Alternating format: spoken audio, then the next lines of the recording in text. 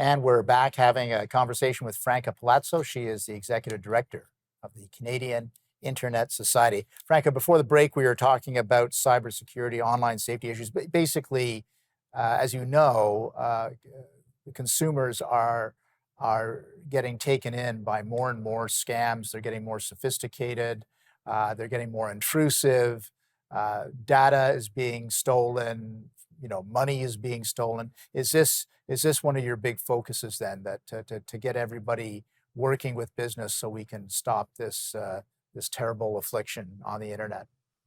Yes, yes, it is because, you know, access and online safety are paramount, Mhm. and digital literacy is part of what we're advocating in terms of addressing that. A lot of times, I mean, even sophisticated digital users are sometimes taken in because the scams have become so advanced. Like it's really in some cases difficult to tell that whether something is legitimate or not. So digital literacy is really important.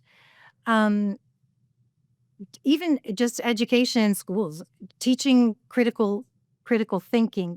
Now I'm kind of veering from actual cybersecurity to the other online security and Right. safety issue, misinformation, which again is comes down to teaching critical thinking and for people not to just assume with AI and the advanced technologies, you really have to question whether what you're seeing is actually real or not.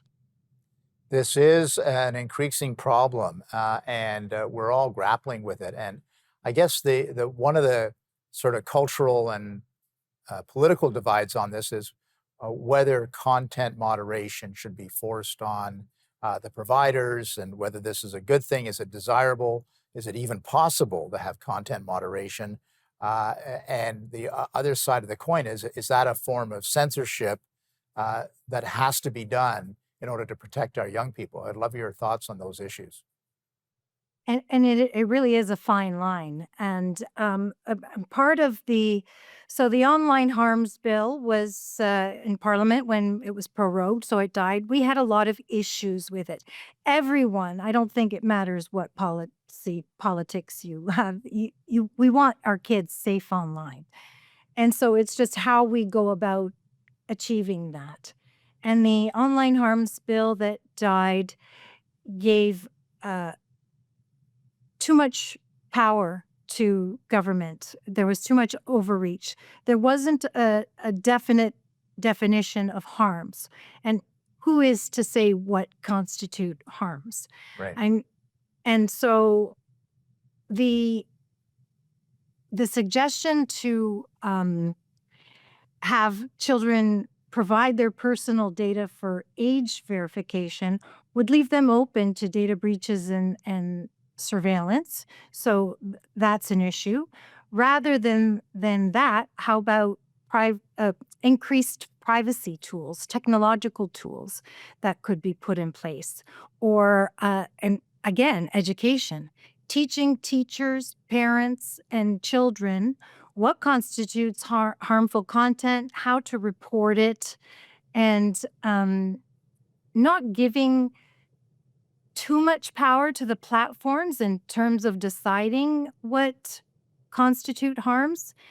Part of the problem with that bill is because of the fines, it risked having platforms take down, anything that was even slightly questionable, which could be taking down a lot of valuable information and not necessarily achieving the goal.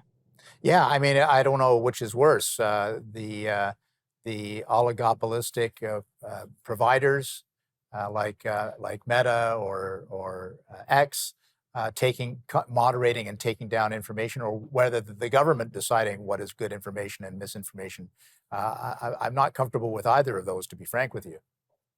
Regardless which whatever the decision eventually is with we're sure online harms will come back in some form. Mm. There needs to be parliamentary oversight to avoid overreach. No, that's a very good point. We're having a conversation with Franca Palazzo, Executive Director of the Canadian Internet Society. Franca, we're going to take another brief break. We'll be back with you with some more questions. Please stay with us.